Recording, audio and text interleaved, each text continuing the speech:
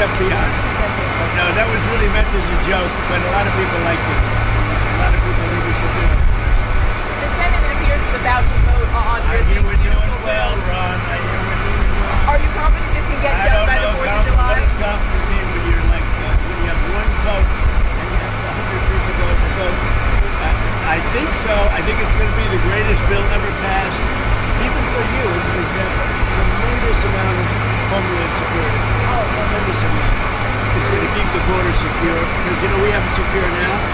But we need to build more wall. I built almost 600 miles of wall. We need more wall. And all of that's covered in this bill. This bill is amazing for everybody. It's an amazing bill for Florida, too. Really great. We've heard the concerns about the Medicaid, though. No, we're not going to be playing with that. An estimated 11.8 million Americans could lose their the coverage. Democrats have it wrong. Waste, fraud, and abuse. In fact, if you look at what's gone on, we've gone way back. We take care of Medicaid, we take care of Medicare. They will blow Medicare and Medicaid because they have no idea what they're doing.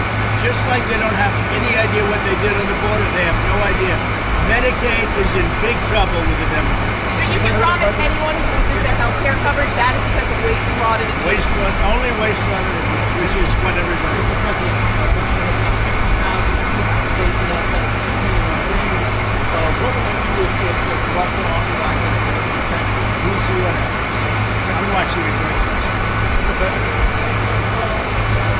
Prime Minister Netanyahu's visit, and what are you hoping to get out of that? Do you think there'll be any Well, it's going to be a very quick celebration and a great hit. It was a obliteration. And now it turns out it wasn't. You know, they demean CNN mostly in the New York Times, fake New York Times.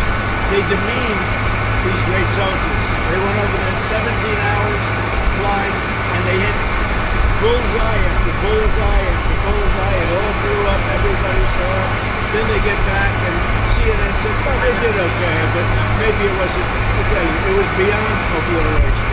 They can't. Nobody can even get down there. The tunnels are busted. Everything fell into the well. It was a total and complete obliteration, and we should celebrate these heroes. And what I'm doing is I'm bringing them on. We're bringing them to Florida or to the White House. I gave you a choice. Mr. President, there's going to be a new bill called Make American Elections Great Again, forcing the U.S. Census Bureau to redo the census to actually get an account of how many Americans proof of citizenship are in our area, in our country, redistricting some of the House districts. Your thoughts on that? Well, I'll speak for both of us. We didn't like this one. I know all about it. We want to bring our elections back. The election in 2020 was rigged, millions and millions of votes. It had to do with COVID and other stuff. It really had to do with their cooking people. The Democrats are very good at cheating the election. And that's why I said too big to do. They tried this one too.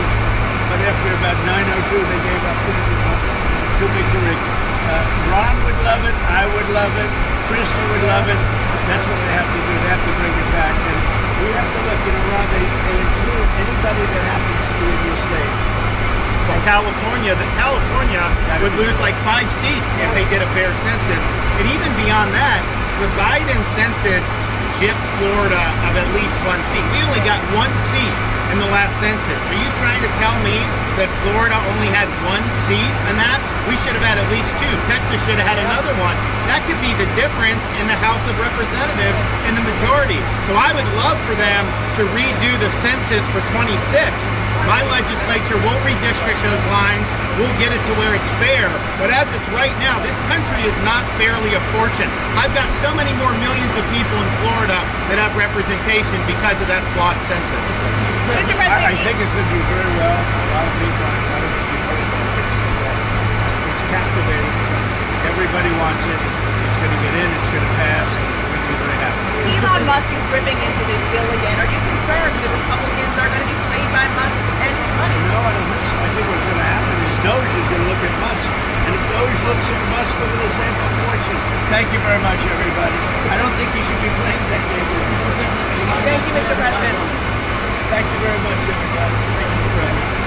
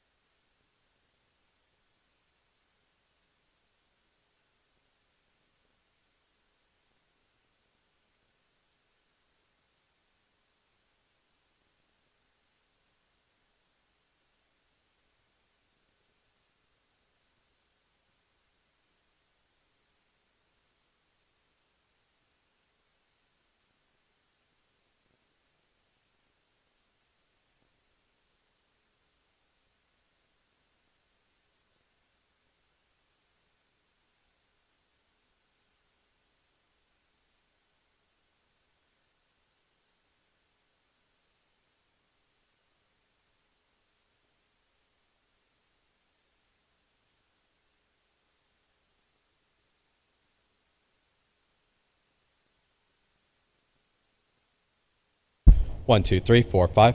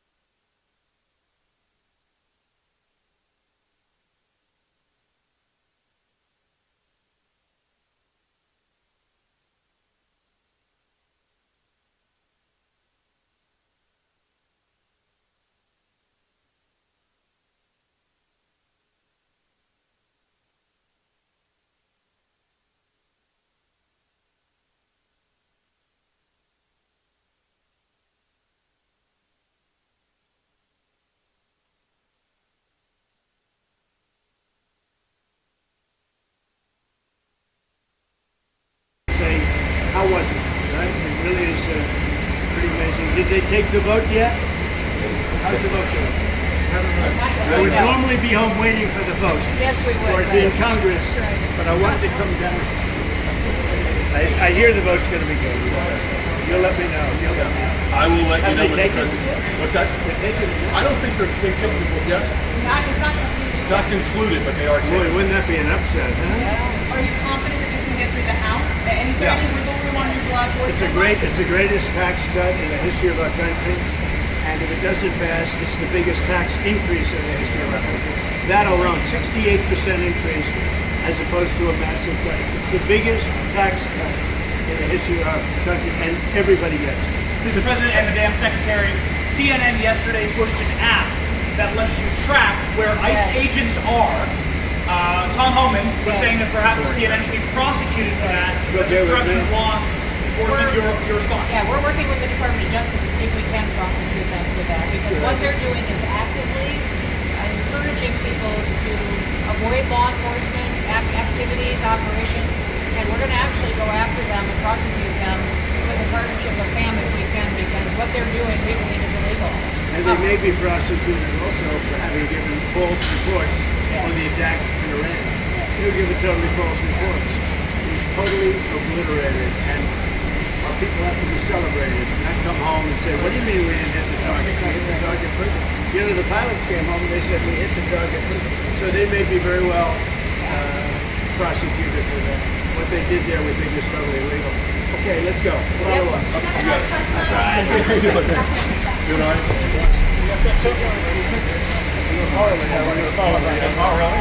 He works for who? He works for Real American Voice. Oh, okay, good. You think it's easy? You think I can take this? I just need to wear my man. I hear you, brother.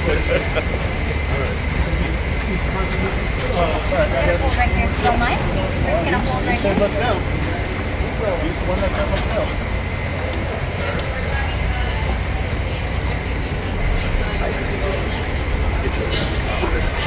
Can we move it so this is over here?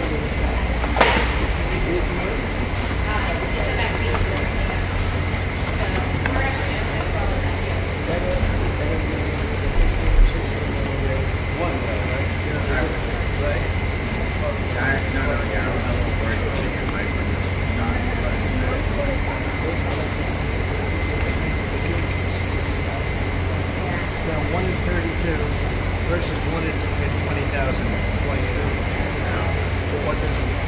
So it's one thing of it.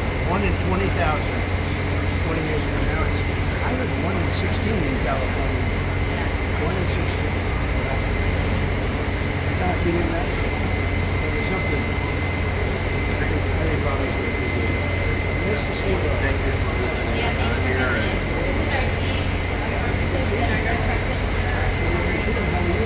They actually did all the work. Nice to meet you. Thank you guys for doing this. You got how many days to do it? We actually just have 24 hours. 24 hours. I was worried. This is like a monoclonal antibody clinic on steroids. Here's what we do all day long. We did the monoclonal I did work in 16 hours. I didn't like it either.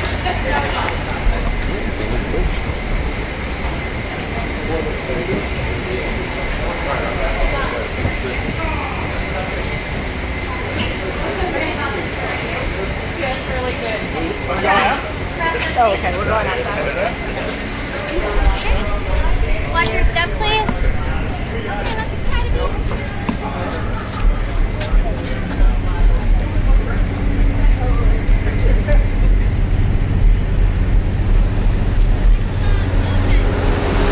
Right back to the designated area.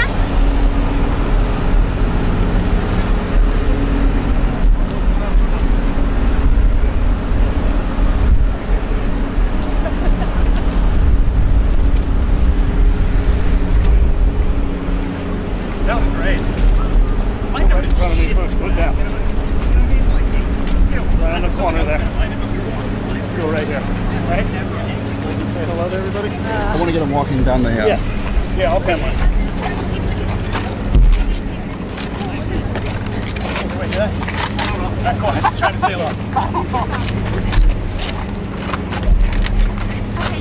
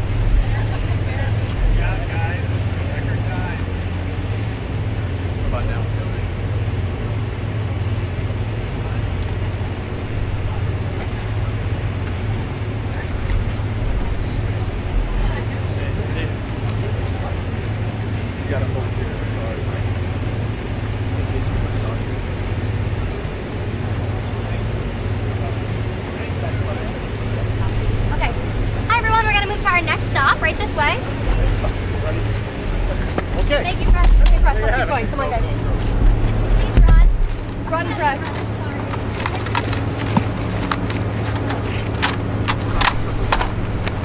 Thank you. Yep, your bag is here.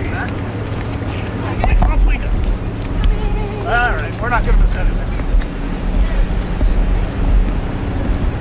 Take it. Right, Mark. Take it. Take it.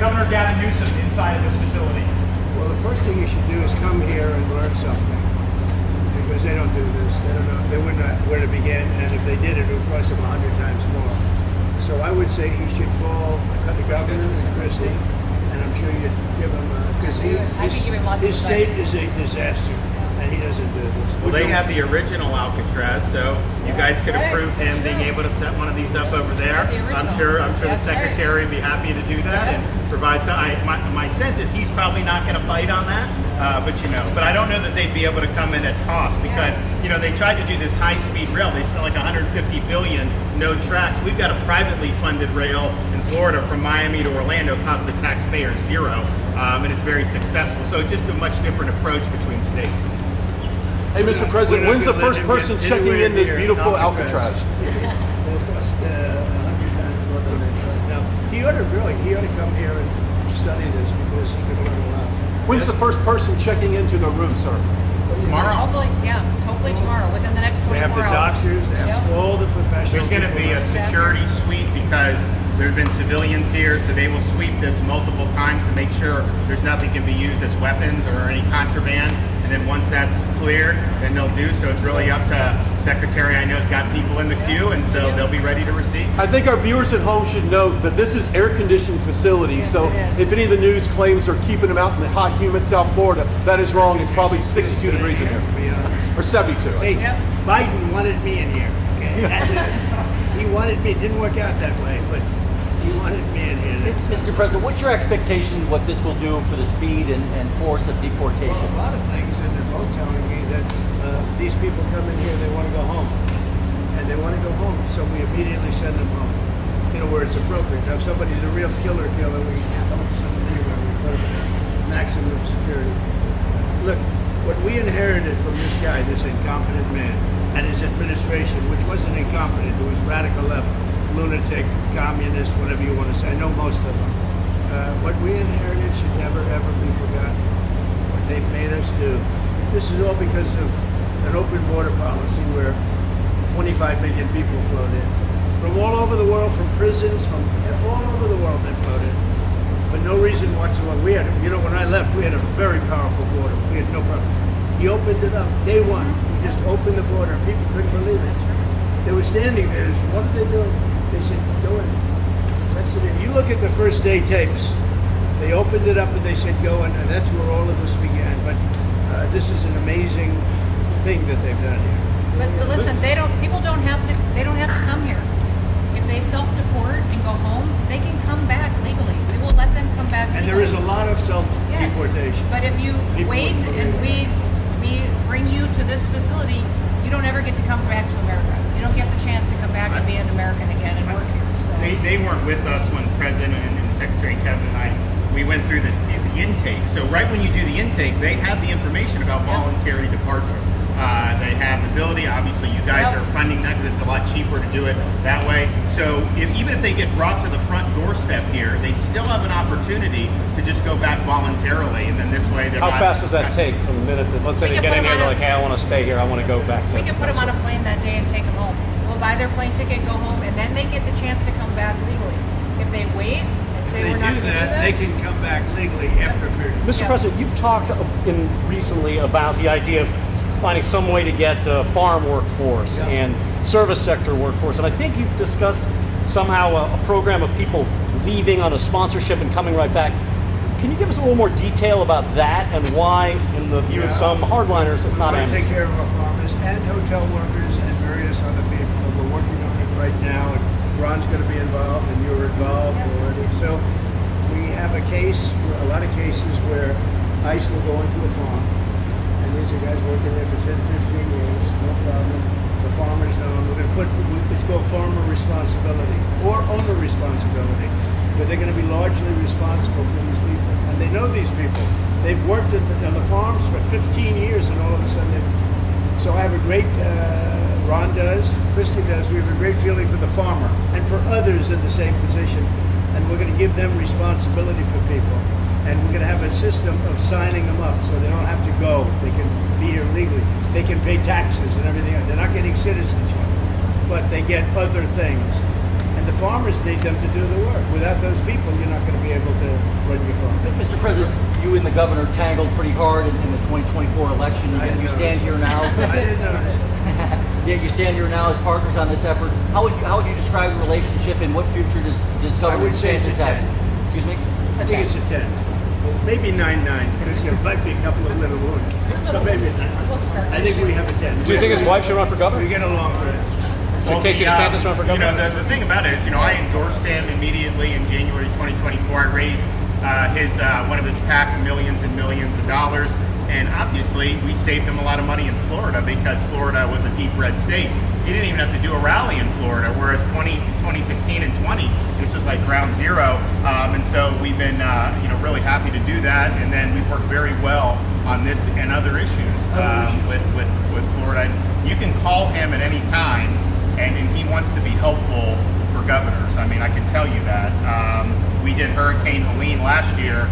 You didn't hear from the president at the time then, but with President Trump, we know immediately. You just make the phone call. Can we ask a Gaza follow-up question? I'm sorry, like another thing you inherited. How firm are you going to be with Netanyahu about ending the war in Gaza? Very firm. But he wants it to. I will tell you. He's coming here next week. He wants to end it too. We had a tremendous success with Iran. They won't have me. Somebody said, when are you going to sign? I said, sign? They are so bummed out. Did you see the report issued this morning? The place was decimated. It'll be years before anybody even gets down there. So that's not a priority, but we'll have a report and we'll have whatever we want. We'll get whatever we want from Iran. And I think, and I hope they will have a good record. They have massive sanctions right now, biting sanctions. It's going to be very hard for them to do anything with those sanctions. And I look forward to maybe there'll be a time when we get along with them and they can rebuild their country. But is there a point where you tell Netanyahu, like, you've got to end this now, you got to strike a deal? Well, he wants to. I can tell you he wants to. And I think we'll have it. I think we'll have a deal next week. Thank you. That's what I think. Mr. President, did you intend to announce your pick for successor to Jay Powell earlier than say, or as early as say this summer or this fall? Will I do something about who it's going to be? Yes. I don't know. Hey, she'd be a good candidate. Might do. She'd be a good candidate. Anybody would be better than Jay Powell. No, he's causing us a fortune because he keeps the rate way up. I think it's Trump derangements end up personally. But we have a very strong country. We're the strongest country. Look, our country right now is at a level that we haven't seen for 40, 50 years. What we're doing now is nobody's seen anything like it. I told you, I was in the Middle East. The King of Saudi Arabia said to me very strongly, he said, you know what? A year ago you had a dead country. Now you have the hottest country in the world. We do. We have the hottest country in the world. Thank you very much. I was going to say Syria. And what about other We'll be seeing it over the next What about couple of construction and other Also, those type of industries. Kilmar Brego Garcia be the first to make here.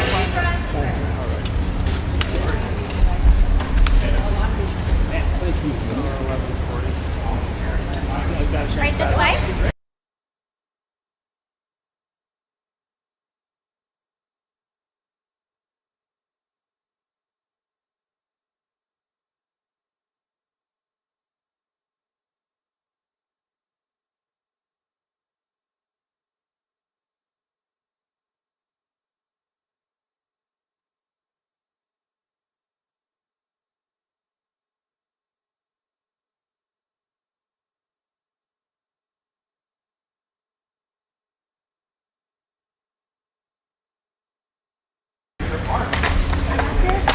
Yeah, I got the bag. I'm moving. Let's keep moving. Thank you. Guys, come on.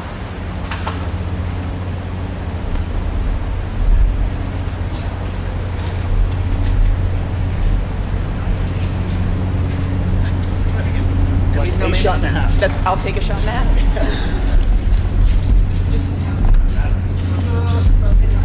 Yeah.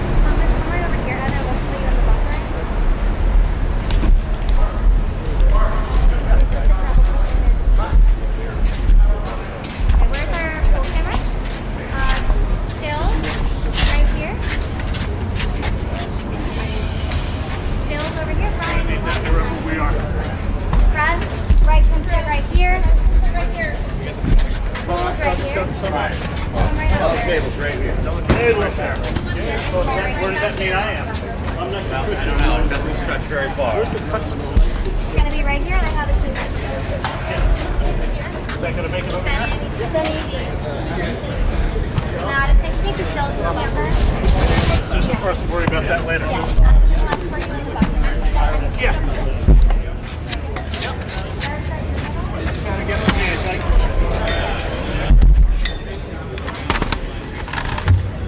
Ladies and gentlemen, please welcome the 45th and 47th President of the United States, Donald J. Trump.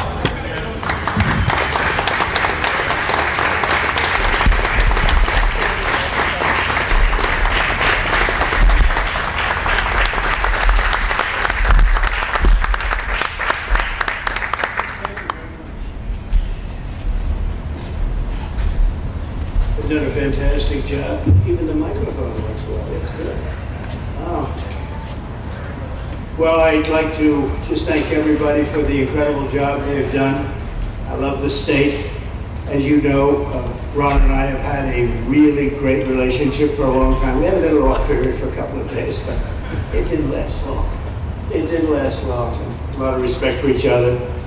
And it's a great honor to be deep in Florida, the Florida Everglades, to open America's newest migrant detention center. It's incredibly built, and you're seeing that yourself. That's why I said, let the press join us on our walk so they can see what's happening. It's known as Alligator Alcatraz, which is very appropriate because I looked outside and it's not a place I want to go hiking anytime soon. But very soon this facility will house some of the most menacing migrants, some of the most vicious people on the planet. We're surrounded by miles of treacherous swampland, and the only way out is really deportation. And a lot of these people are self-deporting back to their country where they came from. Quite a few. Were amazed at actually the number. We took the FEMA money that Joe Biden allocated to pay for the free luxury hotel rooms, where he's paying hundreds of millions of dollars in New York City, and we used it to build this project. And Ron, it was just a little fraction of that money. The money they spent on that project. I happen to know the real estate developer. He's a very he never really made that much, but he became very wealthy. With luxury, he didn't do well. With people that are not exactly luxury, he's made a fortune. I want to thank Florida Governor Ron DeSantis and Secretary of Homeland Security Kristi Noem, and Florida Attorney General James Uthmeyer. Where is James? Where is he? You do a very good job. I hear good things. I hear good things about you from Ron too. No, you really do. He's even a good-looking guy. That guy's got a future, huh? Good job, James. I hear you did really, really fantastic. Worked hard. You're like in the construction business for a few days, right? Congratulations. For all the hard work and to make this facility possible. It's amazing. Thanks as well to Florida Agricultural Commissioner Wilton Simpson. Where is Wilton? Where are you? Hi, Will. It's been a long time. Thank you. Congressman Byron Donalds. Where's Byron? Hi, Byron. How are you? Good.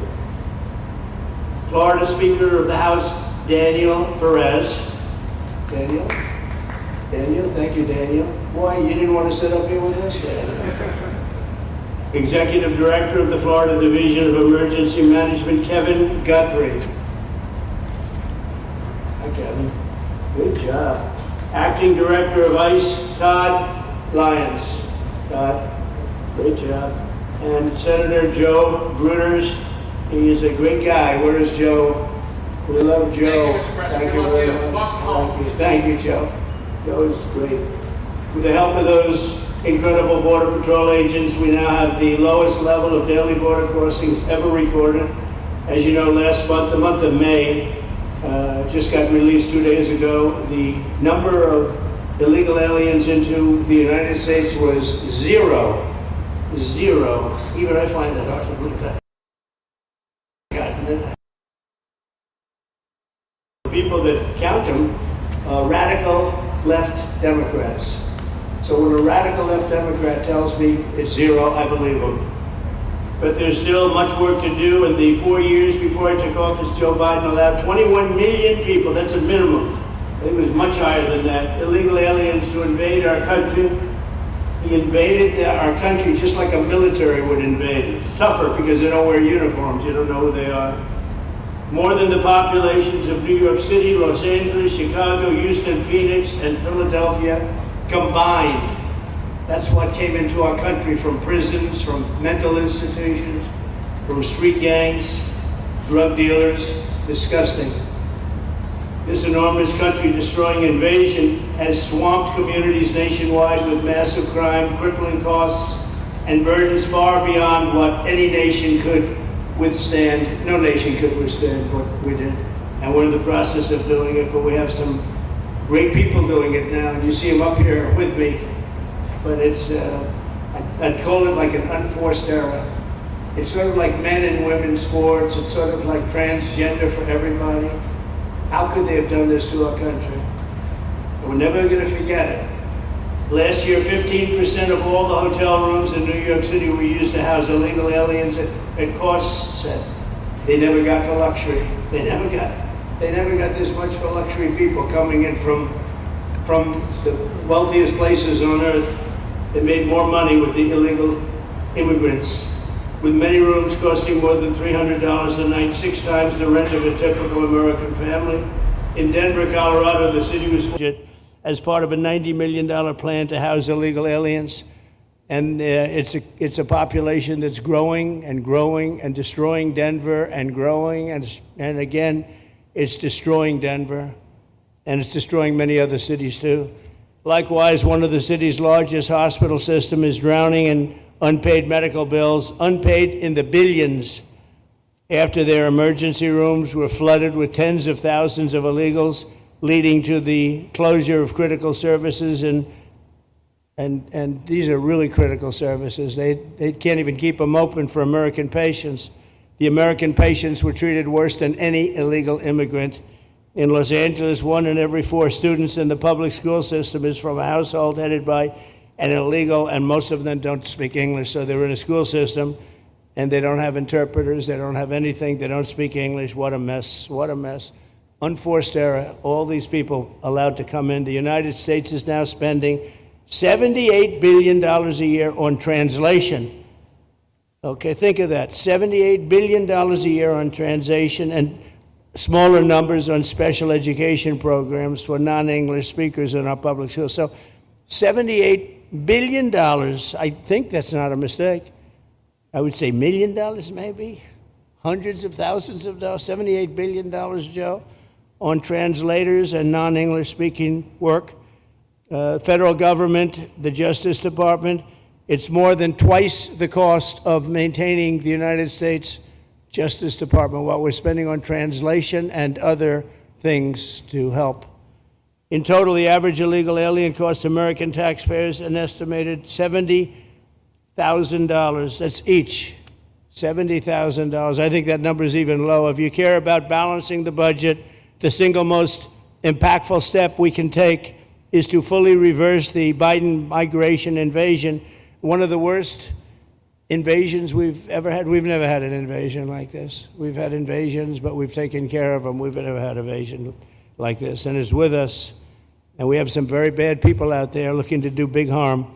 That's why the One Big Beautiful Bill includes funding for 3,000 new Border Patrol officers and 10,000 new ICE agents. And I've gotten to know the Border Patrol and ICE very well. Unlike Kamala, she was the border czar, but she never saw the border. She never made one phone call. She was some border czar. She would have been some president. Probably would have been slightly better than Biden, though. I had to run against both of them, you know? The one guy, it's like a fighter. You knock out the one guy who's doing badly, then they put somebody else in, but fortunately she was a stiff also. Otherwise, I would have been very angry. I would have been extremely angry. The heroes of ICE will also help round up and remove members of the savage drug cartels which are coming back into our country. And we got them out. Now some of them came back in. We just got them out again, and that's going to be a vicious cycle. But these are foreign gangs. They're horrendous people, killers, that have infiltrated our territory, including 8 which we have designated as foreign terrorist organizations, which gives us a lot more power for speed and getting them out much easier. And we had a great court victory, as you know, on Friday that allows us to do what we have to do from the Supreme Court of the United States. In 5 months, my administration has already arrested over 2,700 members of the murderous Venezuelan gang known as Tren de Aragua, including a pack of these sadistic animals arrested last month with over 280 guns, and these are guns of the latest caliber. These are guns that were made over the last period of less than a year, getting brand new guns, the latest and the greatest.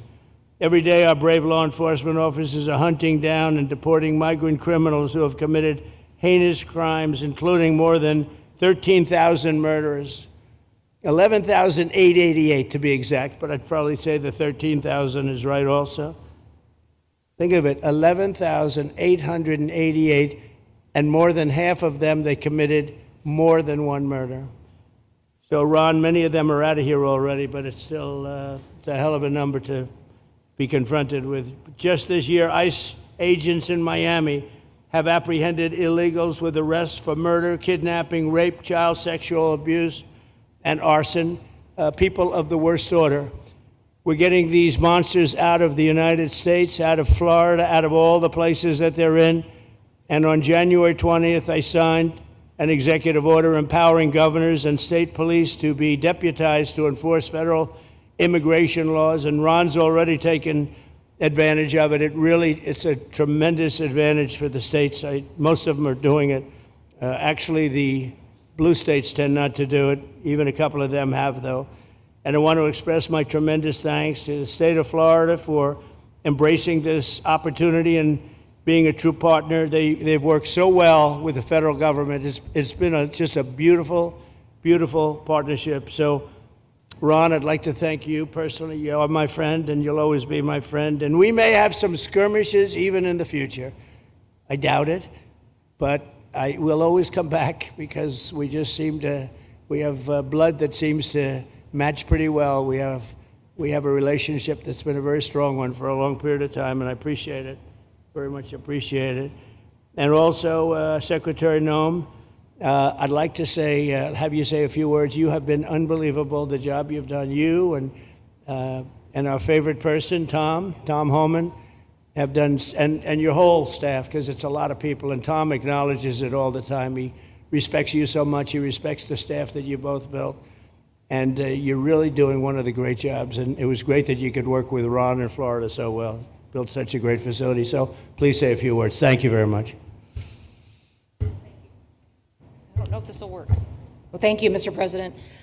First of all, I want to thank you for putting the safety and the security of the American people first, and the way that you never lose focus on making sure that America stays our priority and that the families that live here get the chance to grow up and to raise their children in communities that are safe and that give them an opportunity to pursue the American dream. This facility here is a fantastic representation of what can happen when all of government works together and when it's accountable to the taxpayers and to the citizens that live here.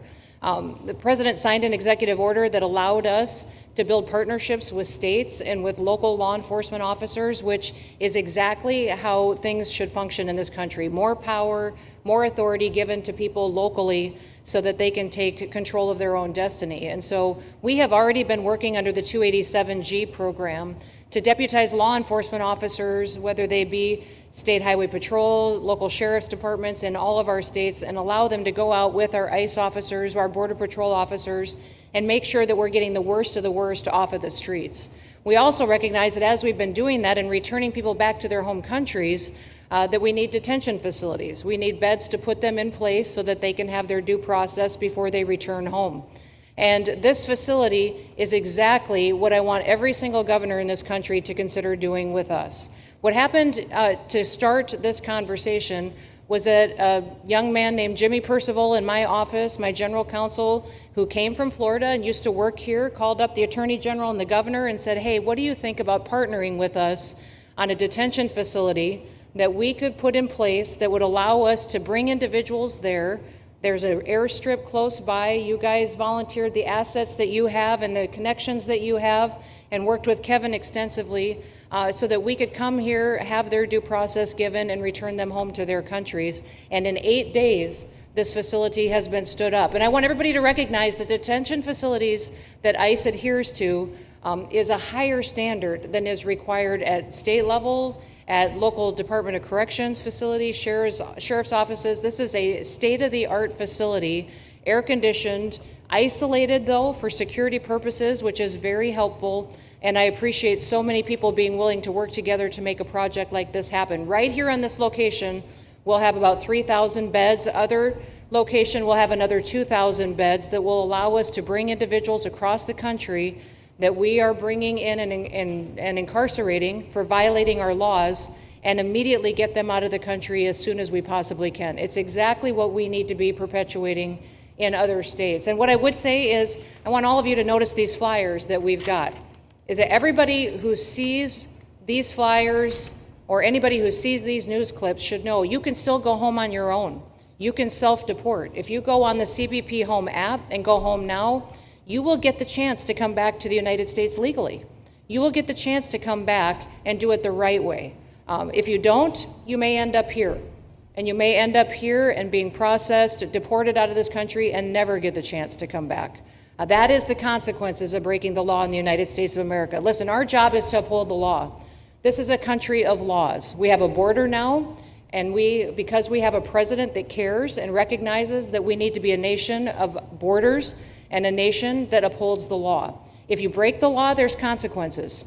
We will deport you and you will never get to be a United States citizen. You'll never even get to come back here and work and to pursue the American dream. But if you decide you want to go home now, go home. And we'll help facilitate it. We'll buy your plane ticket. We'll get you there. In fact, I just got back from Panama, Costa Rica, Guatemala, Honduras. Those countries are excited to get their citizens home.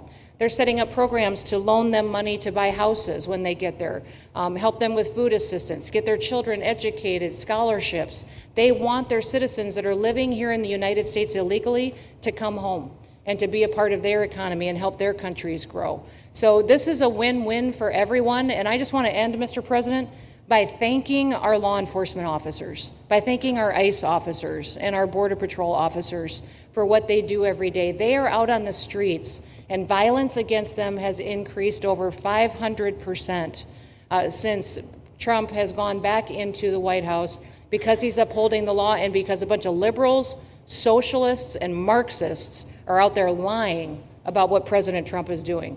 President Trump is upholding freedom by what he is doing. The freedom to live safely in this country and to do things legally and to have justice. And because those liberals, and I'm calling out you, CNN, I'm calling you out because you lie every single day about what these operations are. We are going after murderers and rapists and traffickers and drug dealers and getting them off the streets and getting them out of this country because Joe Biden let the worst of the worst come in here. The other day I was talking to some marshals that have been partnering with ICE.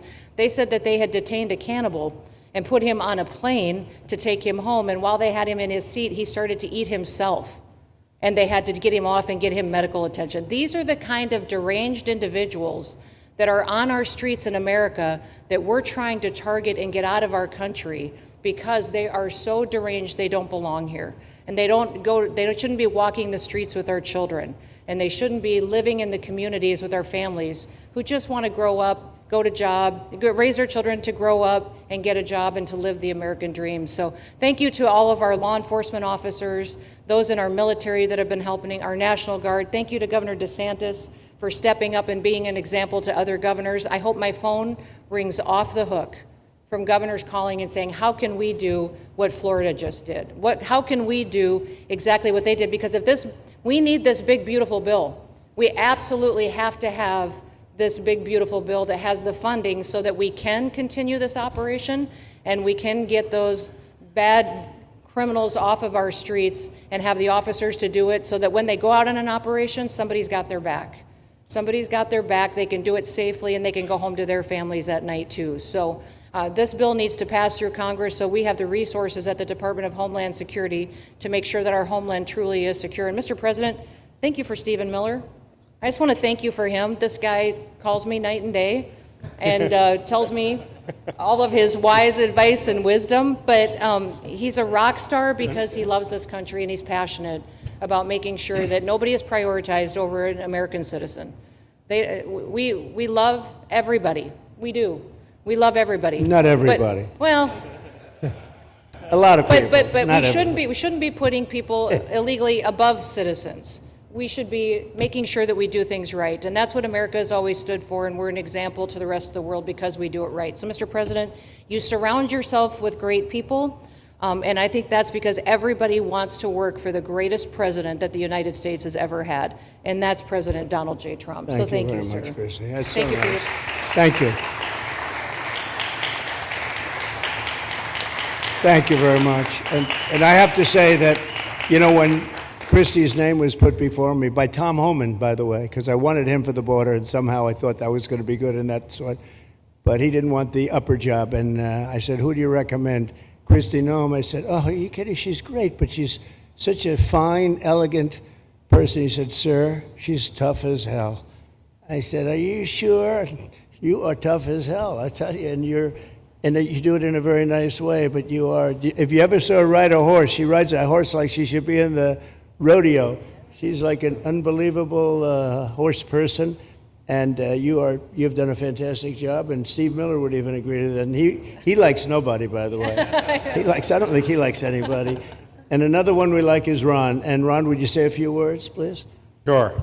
Well, thank you, Mr. President. Welcome back to Florida, and I think this is the first time you've been back since the events of a couple weeks. So just let me say, as somebody that was serving on active duty in Iraq back in the day, we witnessed the number of our troops that were killed or wounded by the Iranians.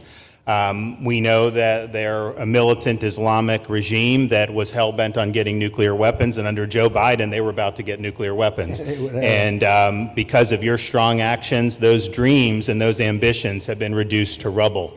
And I thank you. I know a lot of veterans thank you, and people in Florida really thank you for stepping up and really making a strong, tough, but strong decision. I think we're much safer as a result of that. Now, on the immigration, I think President Trump's election represented the chance for us to finally solve this illegal immigration and border problem once and for all. I knew he was going to do the border, although he did it very quickly and very thoroughly. I think that no one can say that that's been anything but a spectacular success. But then we have the issue of Biden let in how many millions of people? And you had millions that had been in over decades previous to that. You can't have a country if you don't have respect for the rule of law. You can't have a country if foreigners get to decide who comes in. No, we, the American people, make that decision, who's allowed or not allowed to come into our country. We've seen Europe be overrun by open borders, so we're not going to let that happen here. So when President got elected, I knew that the states had an important role to play in facilitating this really, really historic mission. We're the only state in America, Florida, that requires full cooperation with ICE from all state and local law enforcement entities. And what is the net result of that? We have these agreements for these 287G task force with sheriff's departments, police departments, state agencies, and it's really instrumental in rounding up a lot of really bad people who shouldn't be here. If you look at the number of those full-blown 287G agreements that have been executed around the country, the state of Florida accounts for 60% of those. If you look at the number of immigration arrests of illegal aliens on any given day, the arrests happening in Florida constitute between 15 and 20%. Nationwide. So we're all in on this because we understand how important it is to our citizens. It crowds schools, it crowds medical, it crowds housing. Yes, you have illegal alien crime as well, and people want the problem solved. And the only way we're going to solve it is if states like Florida step up and help the president, help Secretary Noem get the job done. Now, this facility here was really in response to us working with DHS and ICE from the time the president got sworn in, and the number one thing they kept coming back to was, you know, Biden decimated the agency. I mean, let's just be clear. You could have illegals in Florida. Biden would just release them. Even when they had notices or they had orders to be removed, Biden wouldn't send them back. So their interior enforcement collapsed under Biden. So they're building it back up. But they're like, we need detention space in order to be able to bring about more deportations. And so what we have here can hold 3,000 now. We have 2,000 facility up at Camp Blanding that we're going to be open, which is our National Guard site. But think about what you have here. they come here, say they already or been ordered to be deported. You drive them 2,000 feet to the runway, and then they're gone. It's a one-stop shop. And this airport that's been here for a long time is the perfectly secure location. It's going to make a big difference. And let me just thank everyone who was involved. We got the call from DHS a little bit more than a week ago. And here we are 8 days later with this facility open. And as soon as Air Force One departs, it'll be swept and it'll be open for business to be able to do. But our goal here is to process them and be able to effectuate their return to their home country. This is the opposite of what they were doing in New York by just putting them up in a hotel and then just letting them stay there indefinitely. No, we want to be able to send back. And when you walk into the processing, the President and I, Secretary Noem, Kevin Guthrie, walk through that initial intake, the first thing you see is information on how to go home on your own. Why would you want to come through Alligator Alcatraz if you can just go home on your own? I think a lot of people are going to make that decision. So you're going to have a lot of deportations that are going to be done by the administration, but I think you're going to have a lot of voluntary as well. So this is a force multiplier for the President's efforts. I would just say and echo what Secretary Noem says. There is no reason why other states can't be doing it. And I know Louisiana, Texas, a couple of them. But we've got if only the red states did this, they would be able to expand their capacity by tens of thousands, maybe 50, 100,000 on a given day. That's how you really start to make a difference. And so we're proud to be able to partner with the Trump administration on that. Mr. President, thanks for coming down. I think you highlighting this is going to move the needle in a big way throughout the country, and I think it's going to help all of us achieve the really big results that I think our voters want to see. Thank you, Ron. Great job. Thanks. Thank you, Mr. President, for the opportunity. My name is Kevin Guthrie. I'm the Executive Director of the Florida Division of Emergency Management. And I'd also like to thank President Trump and the Department of Homeland Security Secretary Noem for joining us here today and for their continued support. I want to thank first by thanking the man to my right, and that's Governor Ron DeSantis, whose bold leadership and swift action made this project possible. Make no mistake, this facility would not be standing here without the President, the Secretary, and the Governor's vision and determination to uphold the rule of law. Florida is and will always be a law and order state. Even before the President took office, the Governor made it clear that illegal immigration would not be tolerated in the state of Florida. When the President and the Secretary asked Florida to help, the Governor empowered our state and private partners to work collaboratively and deliver real results on a rapid timeline. The Florida Division of Emergency Management is best known for leading the nation in hurricane response and other natural disasters. We understand how to act fast without bureaucracy in the face of any emergency. Our teams built roads in 8 hours, bridges in 3 days, base camps in 72 hours, and full causeways in 2 weeks. Getting things done quickly, efficiently, and correctly is at the core of our mission. We simply just want to be the best at what we do in the nation. When the Governor called me, and we answered, and we were proud to bring our logistical expertise to the table. We know how to set up base camps for guardsmen, first responders, linemen, volunteers, and other aid sources, and distribute that in a matter of days before a storm. We were able to translate this knowledge to what we did here at Alligator Alcatraz. Florida has put the best teams together who check their individual logos and egos at the door to get this done. Not just for you, Governor, but Mr. President, for you as well. There are over 13 different vendors that came together to get this solved in 8 days. Truly a whole of private sector partnership to get that done. Behind you on these boards, in only 8 days, we have built a fully compliant detention facility with a detainee capacity of up to 3,000 people, with room for additional capacity if you asked us to do so.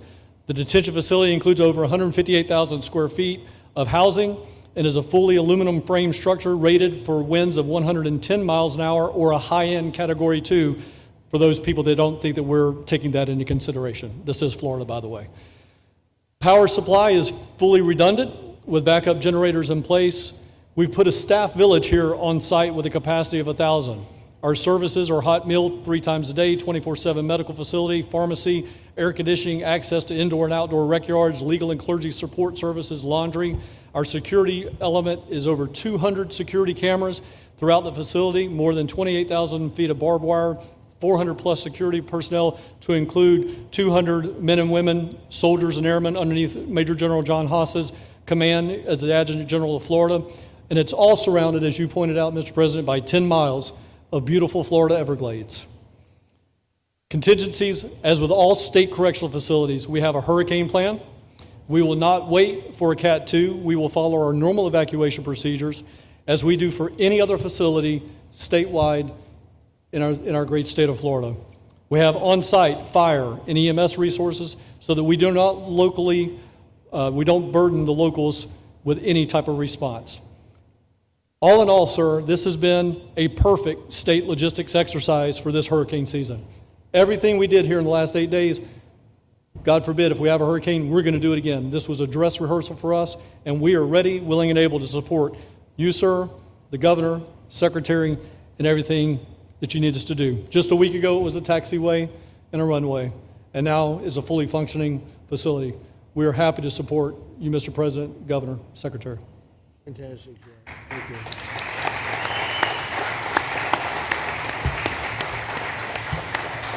Byron, please.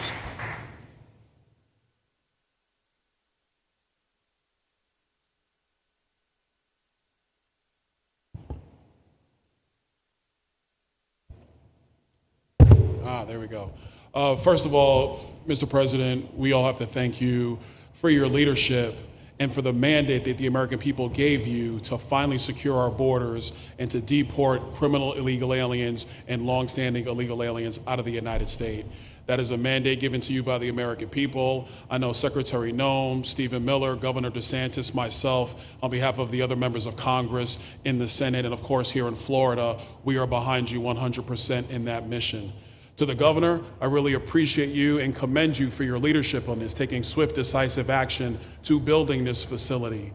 One of the things that has occurred because of the work you did earlier this year with the legislature is that our sheriffs are out there every single day. They are arresting these criminal aliens in our streets, and they're seeing some backlog in their jails. So this facility primarily goes to address some of that backlog and then to help us fulfill the mission that the president has led us to. So Governor, thank you for your leadership and thank you for your decisive action on this. It really does mean a lot to all the people of Florida, of course the people of the 19th Congressional District.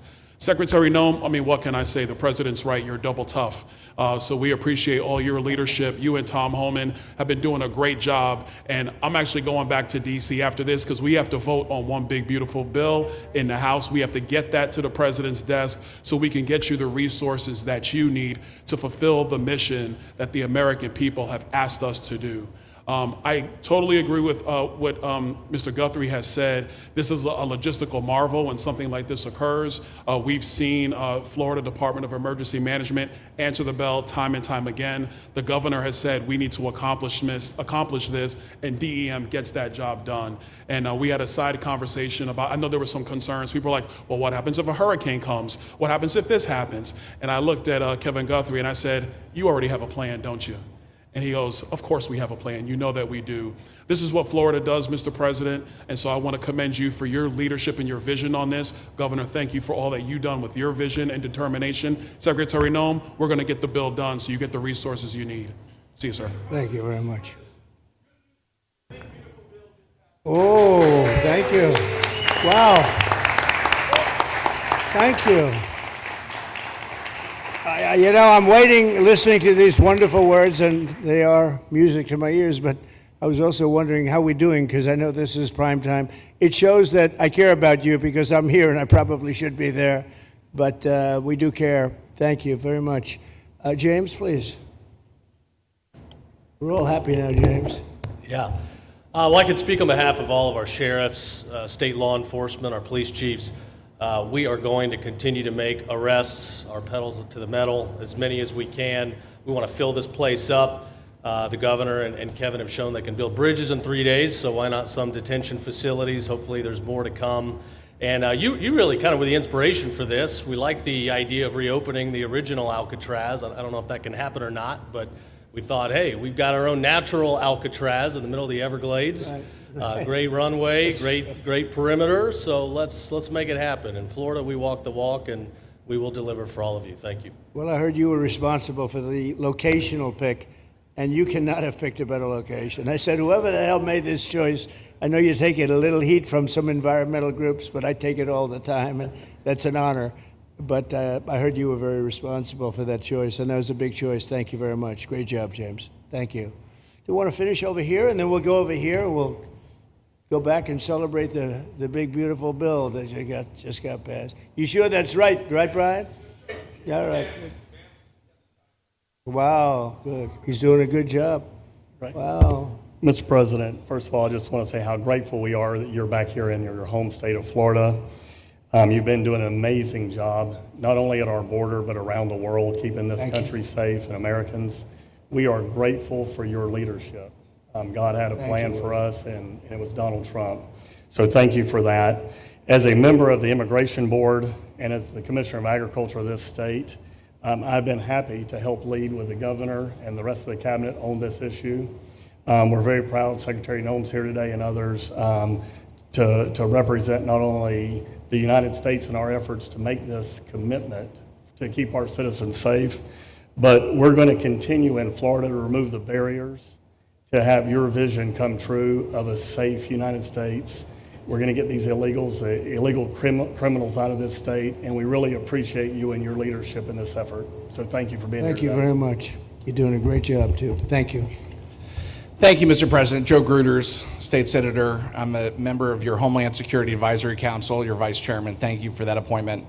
And thank you for coming back to Florida and everything that you do. Every single day you are delivering on the promises that you promised to us at all of the events you've done throughout the years, but specifically this last campaign. You deserve all the credit for everything, and you are surrounding yourself with incredible people like Secretary Noem, Stephen Miller, and just like your big, beautiful bill here in Florida, there was a lot of commotion about our immigration bill. And we had 3 B's in that: beds, badges, and bad guys. And this goes right along with our beds and the resources. And I give the governor, Ron DeSantis, a lot of credit for stepping up and making sure that we all work together, because at the end of the day, even if sometimes there are skirmishes, as a result of the back and forth, we ended up with a better bill, and we all win. And what we're doing here in Florida hopefully will happen all across the country. Your leadership is amazing. Keep up the great work, and just know that Florida loves President Donald J. Trump. Thank you very much, Joe. Appreciate it for a long time. Appreciate it. By the way, Ochopee is something that we did together also, and that was a lot of money spent.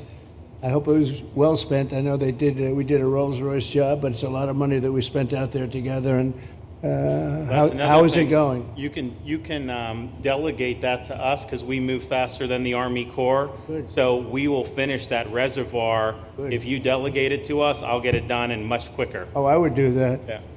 I'll tell you, let me ask myself permission. Permission granted. Go ahead, get the thing, get it complete. You want to do that? All right, we're gonna go talk to the Army Corps then after this. Good. You can move faster, actually. Please. I think it, sir, just first on behalf of the men and women of ICE, we just want to thank you for allowing us to do our job again. You know, your vision and under Secretary Noem's leadership, this is what the American people want. And I hope that you see great results of what we're doing out there every day, getting the worst of the worst out of our communities. Because of you and Secretary Noem, I have the privilege to lead one of the most premier and the finest law enforcement agencies that we do have in the United States. And the men and women of HSI and ERO Miami do incredible work like you highlighted. And with the governor and the state of Florida, the partnership in Florida has been amazing. The 287G program is only going to help us to identify all those known gotaways and get the worst of the worst out of the neighborhoods. And through our Homeland Security Task Force, we are going to make America safe again. So thank you very much to both you and the Secretary. Thank you, Todd. Great job. Really great job you're doing. Thank you. Please. Good morning, Mr. President. Thank you so much for coming. Again, as Garrett Ripp, I'm the Field Office Director for ICE ERO here for the Miami Field Office. incredible collaborative work we've been doing together, working with the state, working with our local partners.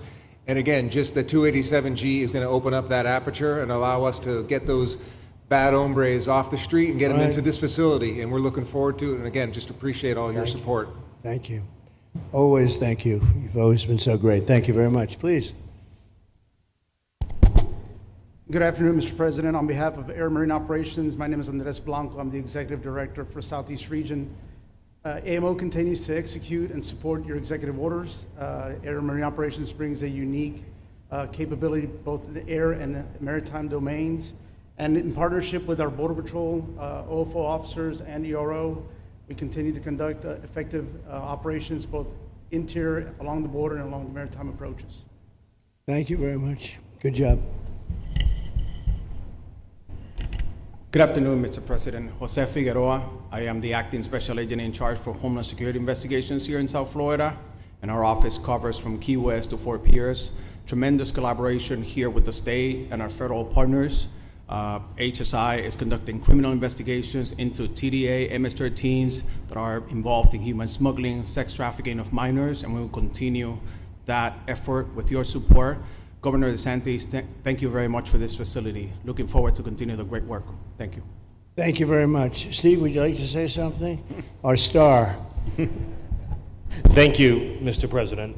I just want to say on a personal note, getting to watch what you've done over the last 5 months to deliver on a 50-year hope and dream of the American people to secure the border. When President Trump came into office on January 20th, the United States had endured the largest wave of illegal immigration in human history. Not just American history, human history. And within just a few days, President Trump, through his strength, leadership, diplomacy, and vision, achieved the most secure border anyone in the world has ever seen. When we recently went overseas to the NATO summit, I had senior staff in foreign governments come up to me and ask me how he achieved the Trump miracle on his border and could that be replicated in their countries. For individuals who don't work in this space, to have 0 successful illegal entries in an entire month should be an impossible achievement. There's a 2,000-mile border with one of the poorest countries in the world, and you have open travel from 150 countries into Central America and South America. There are 2 billion people in the world that would economically benefit from illegally coming to the United States. And through the deployment of the military, through the deployment of novel legal and diplomatic tools, through the building of physical infrastructure, through the empowering of ICE and Border Patrol, and the entire federal law enforcement apparatus, President Trump achieved absolute border security. And now, once this legislation is passed, he will be able to make that with those resources permanent. Watching what you've done, sir, has been one of the honors of a lifetime. I'm proud to be able to play any role in it. And what President Trump is going to achieve next with the resources in this bill will make America safer, stronger, freer, more sovereign, and more prosperous than it has ever been before. Thank you, sir. Thank you, Steve. Oh. Thank you. And the bill is going to be great for Iran. It's going to be great for Florida, too. A lot of set-asides for Florida, some of the things that you wanted to do. And so it's great news to hear that it was approved. Do you want to take a few questions, Ron? We'll take a few questions from these. Yeah, please, go ahead. Yeah. Thank you, Mr. President. Given the likelihood of the One Big Beautiful Bill passing, and we look forward to the success of this facility here, how many more facilities like this do you feel that the country needs in order to enact your agenda of mass deportations? Well, I think we'd like to see them in many states, really, many states. This one, I know Ron's doing a second one, at least a second one, and probably a couple of more.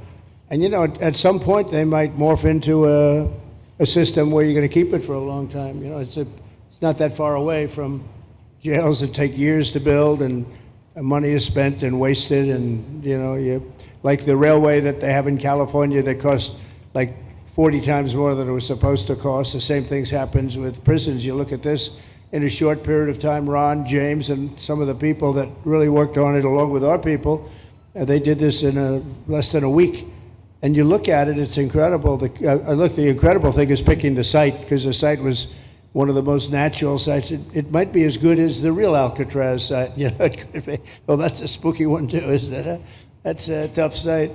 But so I think it could last as long as they want to have it. I mean, you may morph this into, you know, your prison system, frankly, which I know you always need, unfortunately. I'd like to say, you know, a little controversial, but I couldn't care less. We have a lot of bad criminals that came into this country, and they came in stupidly. It was an unforced error.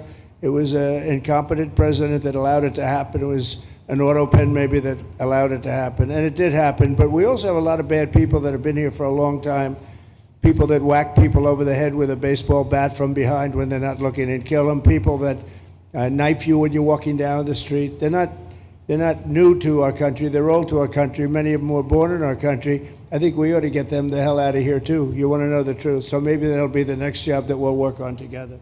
But I think getting them out, you know, we forget about them. We had some bad accidents in New York. And they're not accidents. They were done very much on purpose. People being pushed into a subway just before it arrives, going 40 miles an hour. And they're 10 feet away from where the thing is, to get pushed right into the face of the subway train, get whacked and killed. And these are sick people. I'd like to get them out of here, too. Yeah, please, go ahead. White shirt, glasses. Julio Rosas, Blaze Media, sir. A couple months ago, I ran into former DHS Secretary Mayorkas, and I asked him a couple questions about his disastrous handling of the border. He didn't like my questions. But the number one question that I heard from people in responding to my video was, why hasn't he been arrested yet? You know, obviously, you guys are cleaning up the mess that was made deliberately for the past 4 years, and so people want accountability. It's great to see that the border is secured, and it's great to see the state level cooperation. But I guess I would ask you, why hasn't he been held accountable, or anybody really? Well, you know, pardons were given out by to many people, and they shouldn't have been given out. Like the Unselect Committee of Political Thugs was given a pardon because they destroyed all of the information from 2 years of hearings, and they should be arrested, but they were given pardons. Was he given a pardon, Mayorkas? Was he not? I don't believe so. Well, I'd take a look at that one, because what he did is, it's beyond incompetence. Something had to be done. Now, with that being said, he took orders from other people, and he was really doing the orders, and you could say he was very loyal to them, because it must have been very hard for him to stand up and sit up and, you know, talk about what he allowed to happen to this country and be serious about it. So he was given orders. If he wasn't given a pardon, I could see looking at that. In fact, why don't you take a look at it, Kristen? He was impeached, but yeah, it was just a fake impeachment. It was a fake impeachment. Why don't you take a look at it? I think he was so bad. They were all so bad. Look, it was the worst president in the history of our country. We've had some bad ones, but he was the worst president. But somebody told Mayorkas to do that, and he followed orders, but that doesn't necessarily hold him harmless. So take a look at it. It's a very good question, actually. Thank you. Yeah, please. Go ahead. Mr. President, you and the Secretary have both said that many people have self-deported since you came back into office. Yeah. How many is many, and has the rate gone up? How do you see the tempo of that moving forward going on?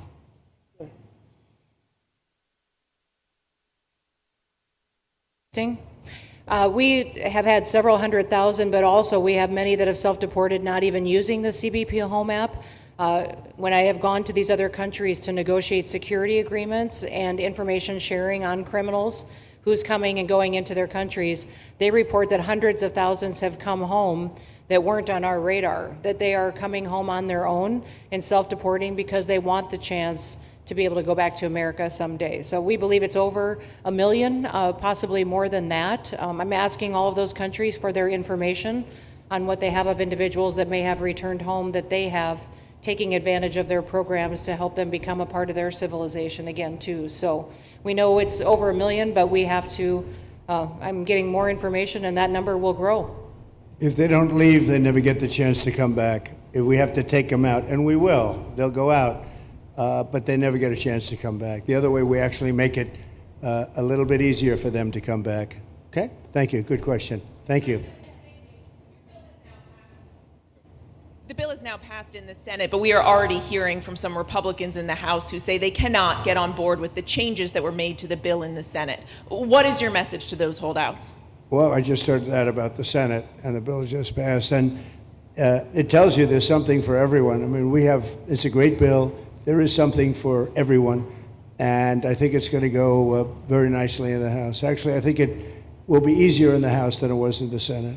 And just to be clear, on the Medicaid cuts, you've promised not to cut Medicaid, said this is all just targeting waste, fraud, and abuse. Are you saying that the estimated 11.8 million people who could lose their health coverage, that is all waste, fraud, and abuse? No, I'm not saying that. I'm saying it's going to be a very much smaller number than that, and that number will be waste, fraud, and abuse. And if you look, they took a much more liberal stance on the Medicaid situation than they could have. They had a tough stance and a weak stance. They took not a very strong stance on that to start off, and it's waste, fraud, and abuse, and everybody wants that covered. What number is that? What analysis are you seeing? I'm not seeing a number, but I know it's much less than the number you gave, and we really were very, very cognizant of three things. Social Security, we're going to take care of it beautifully.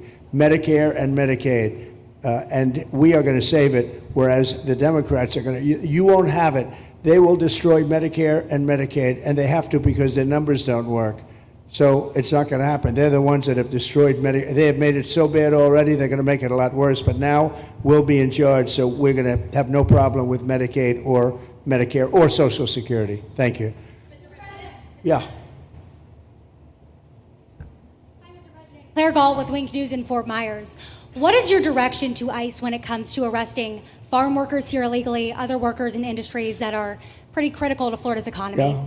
Well, we're very much cognizant of that, and as you know, I won the farmers by 92%, and I'm not going to be abandoning my farmers. We were strong on the borders, but we're also strong for the farmers and for others in the hotel industry, et cetera. You know, we have similar situations, and Christy and I, and we'll be working with Ron and a lot of the states. We're going to work something where the farmers can be responsible for some of the people they have people run for 10, 15 years that they know very well. We're going to put them responsible and we're going to issue a form of a card or document, and the farmer's going to be responsible for these people. They're not going to have citizenship, but they'll be working, they'll be paying taxes. We need to get our farmers the people they need, otherwise our farmers aren't going to be able to do their land. You know, it was tried once before, many, many years ago, where there was a very strong guy, and he got everybody out, and every farm almost in the country, but every farm in California, every farm in Iowa, almost all the farms went bankrupt. They had nobody to work, and we don't want to have that situation. So we're going to work it. We're going to put our farmers and others in charge of the people that they have under them. They know the people, and I think it's going to work out really well. We're going to take care of our farmer, but we're going to get the criminals out, okay? Yeah, go ahead, please. Thank you. Mr. President, how do you respond to critics who fear that a 3,000-bed detention center and the waste that could produce will pollute the surrounding federal protected land, including land that both administrations have invested billions of dollars in restoring? Well, I was one of those that invested billions of dollars and hundreds of millions of dollars right here in the Meadowlands, but in the Everglades, and the Meadowlands too in New York. If you look at what we did up there, speaking of the Meadowlands, a lot of places like this, but this is a very unique one. One thing I'll say about this land, we'll be gone a million years and this land is still going to be here. It's not going to be much different. You'll have the water moccasins, you'll have the alligators. You may not have people, but you're going to have all those animals. They're going to be around, and you got plenty of them out here.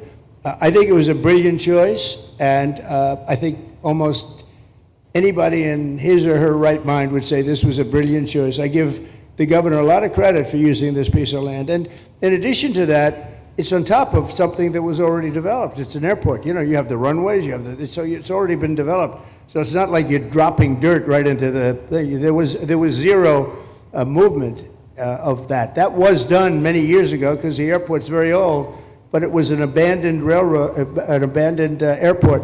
And frankly, it's like perfect. And you can do expansion on this site substantially without doing anything. So the people, I heard them complaining about the Everglades. There's no, I don't think you've done anything to the Everglades. I think you're just enhancing it. This was already here. How long has the airport been here? Decades.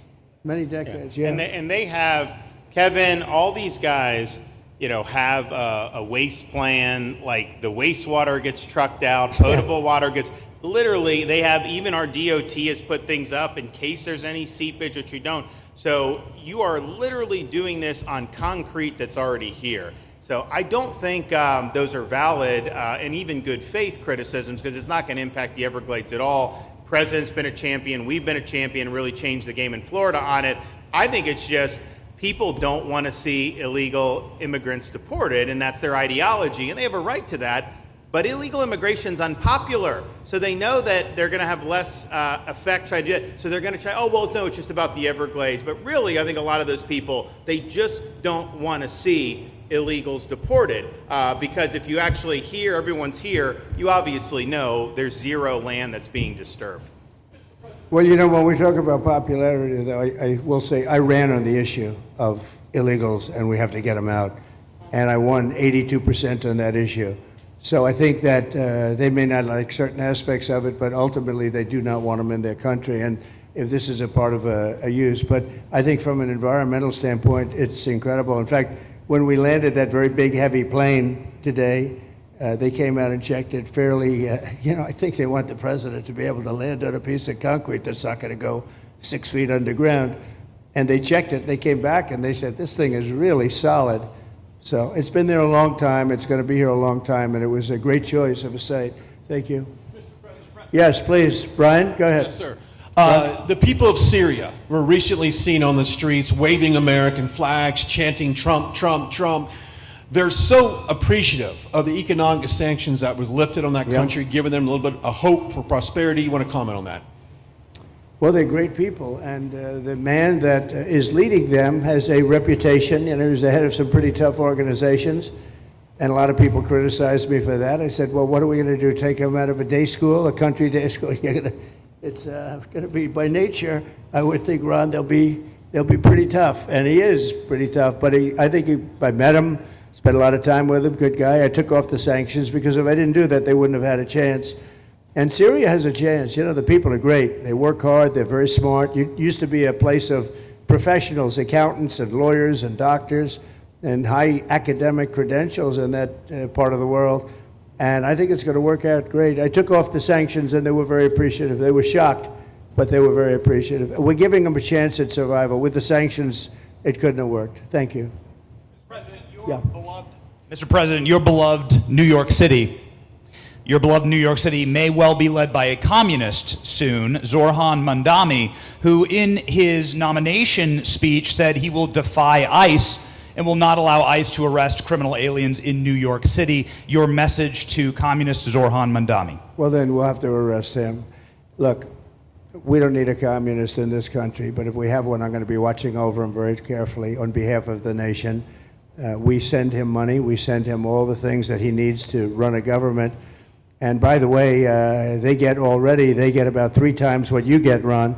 If you look at the per capita, Florida gets 1/3 of what New York gets in terms of the numbers. Why don't you give us those numbers? Yeah, well, because that's what we should send him. Yeah, well, like sometimes people say Florida gets more because they count Social Security recipients, but that's not money to the state. Those are seniors that live here. If they moved to North Carolina, you could count it there. So it has no interaction with the state government. They get more on the city and state governments than we get. Right, substantially. We're going to be watching that very carefully, and a lot of people are saying he's here illegally. We're going to look at everything, and ideally. He's going to turn out to be much less than a communist. But right now, he's a communist. That's not a socialist. I've always said, we will not have socialism in this country. In the speeches, I said, well, what? They skipped socialism. And you got a lot of them like that. And you see AOC, she's out there with her, bad IQ. She's out there ranting and raving about how wonderful he is. And look, so far he's winning. He still has a race to win, but so far he's winning, and he has an advantage as a Democrat in New York City. I was there a long time ago, and it was a long time since a Republican won the city, but you would think that a Republican would be able to win. Or you have a good independent running, Mayor Adams, who's a very good person. I helped him out a little bit. He had a problem, and he was unfairly hurt over this question. He made a statement to the effect that this is terrible. New York City can't have all these immigrants come in, and like he was indicted the following day. And I said, that was a phony indictment, and it was a phony indictment. That was a Biden indictment. I said, don't feel bad. I got indicted 5 times every time you opened your mouth. That was a bad group. That was a very dangerous group, I will tell you. These were not nice people. That was the only thing they could do. They had no policy, they had no skill, they had no anything. But they were very good at that. They were vicious, vicious, horrible people. Thank you very much. Yeah, please go ahead. Anna Giratelli with Washington Examiner. Governor DeSantis has proposed using National Guard, deputizing them as immigration judges to get through this massive backlog of people in the immigration court. Would you be open to that? Yes, he has my approval. That wasn't too hard to get, was it, right in front? He didn't even have to ask me, James. You didn't even need James to ask me. He has my approval, okay? Good. I also like what he's doing in Ochopee. He has my approval for that, too. I don't know how we work that out, but we'll work it out. We'll follow up. Go ahead. Please. President Trump, Jake Stofan with Action News Jax from up in Jacksonville. There's some talk about a facility similar to this up in Camp Blanding. Has that been approved by DHS? If not, what's the timeline? When could we see ground break on that? Well, I'll ask Ron or James to talk about it. Do you want to mention it, James? The overarching plan, I think the secretary has said she supports the whole plan, so you guys are going to keep going. Yeah. So, Mr. President, just specifically, the response for proposals is out for that today. It closes, I can't even remember what day of the week it is, but it closes on Wednesday at 5 o'clock. Then we will do notice to proceed. So I would say right after our wonderful Independence Day, we will be starting construction there at that facility. You're going to have another big runway there, too. That's great. Wow. Boy, I love these runways. It's very convenient, I must say. Having a runway is a nice thing. Today, you don't get runways approved. I will tell you, it's tough to get a runway. Although in the age of Trump, you get them approved fast. You know, we're approving massive electrical bins, what they call them bins, but big electrical facilities for all of the factories and the AI that's coming in. They're going to build their own electric. They're going to be really. They're going to be made into electrical providers. They're going to have a lot left over. They'll put it into the grid. I think, they're going to end up doing so much. They'll put it into the grid. Won't even cost anything from their standpoint. But so we have a lot of that happening. We get approvals fast. So, but I was just saying, runways are hard to get, but we'll get them now. But in the past, I would say over the past 30, 40 years, when you can get a runway, that was considered gold. Okay, please, go ahead. Go ahead. Sure.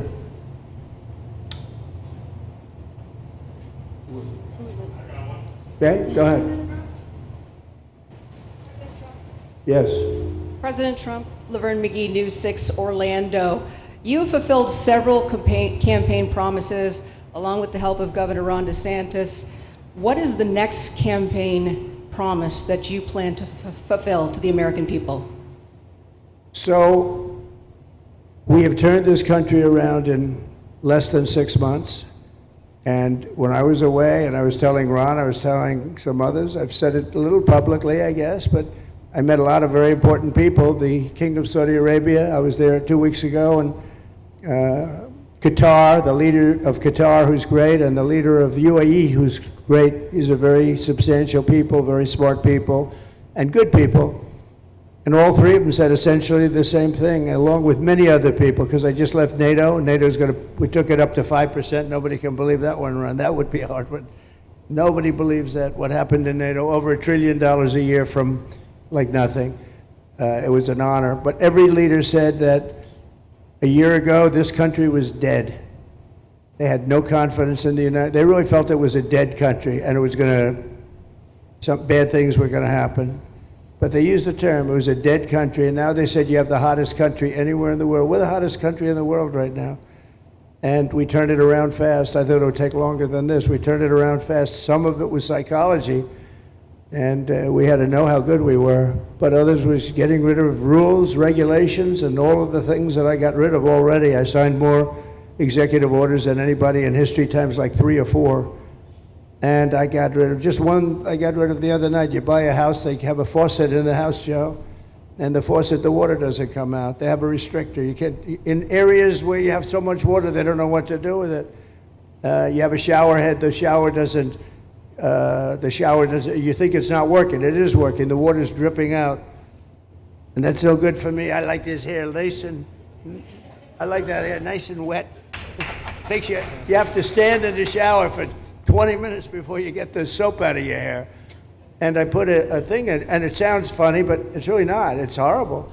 And when you wash your hands, you turn on the faucet, no water comes out. You're washing, the water barely comes out. This was done by crazy people. And I wrote it all off and got it approved in Congress so that they can't just change it, because I did it in my first term. Everyone was so happy. And then one of the first things that Biden did when he came back is he put the restriction on showers, toilets, and sinks. Put this restriction, and washing machines. The washing machine, they give you like a quarter of this bottle to do your clothing. And people needed 10 of these bottles. And the people came to me from Whirlpool, and they said, we can't make a machine that's competitive. We can't make a machine anymore. It doesn't work. Why? They don't let us use water. Do you have any problems with water? No, we have so much we don't know what to do with it. You know, it comes down from heaven, right? And I approved all of that, the washing machines, the whole thing. The dishwashers, that was the other one. They give you like this much water right up to there to do your dishes. So people, you know what they do? They keep pressing the button. So they end up doing the dishes 10 times. They end up using more water than you would have used if you did it right in the first place. So all of that stuff has been written off. It sounds crazy. It's little things. The straw, I let you go back to a plastic straw. I was tired of having straws melt in my mouth, you know? It wasn't working. The paper wasn't working too well. So these are little things that I did. Then we have the big things. We have the biggest things, and that has to do with some of the subjects we're talking now. I think the things we're talking about now are the biggest, because if you don't have borders in this country, borders and good elections, and we're working on that next.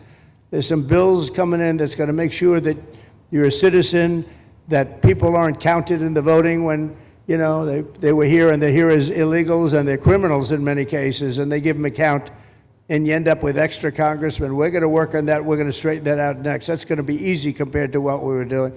But we did the big things too. But little things like that, a straw, little things like a washing machine with no water. People go out, they spend all their money on a washing machine. The damn thing doesn't work. You can't use the water. Then you go to your sink and that doesn't work either. You're stuck. You know what you do? You have dirty plates the next day. That's it. And we solved so many common sense problems. And they weren't easy. You know, there are people that really believe in this stuff. But, you know, most states have so much water they don't know what to do with it. And look at North Carolina. I mean, they had a lot of water, and they have to get restrictors on their, you know, on their kitchen faucets. So we're very proud of the things we did, and we're going to do a lot more of them. Yeah, please, go ahead. You guys in good shape. Hey, it's Eric Bowling. How you doing, sir? Something we've talked about for, I'd say, the better part of 20 years. I think it's something near and dear to your heart, energy, our energy security. Under Joe Biden, average price of oil for the 4 years was about $79 a barrel.